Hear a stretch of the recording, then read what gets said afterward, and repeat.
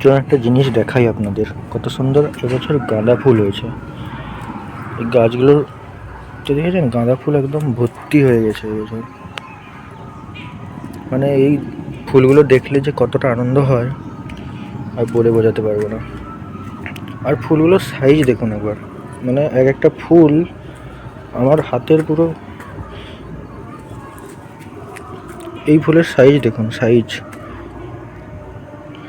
এগুলো ভর্তি হয়ে গেছে, তুলে পূজা দেওয়া হচ্ছে প্রত্যেক দিন ঠাকুরকে, তাও এত হয়েছে ফুলগুলো।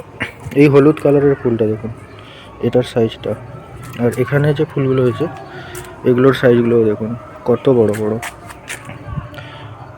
এখানে কিন্তু কোনো সার প্রয়োগ হয় না, মানে এই গাছগুলো, আবার এগুলো কিন্তু ছাদে হয়েছে, মানে টবে হয়েছে মানে। আর এখানে সার বলতে শুধু আমরা কফি পাতা বা যে কোনো পাতা পচা, ঘরের যে শাকসবজি কাটা হয় ওই সব পচা জিনিস, ওইগুলোই এখানে দেওয়া হয়, বাকি আর কিছুই দেওয়া হয় না। তাতেই এই অবস্থা।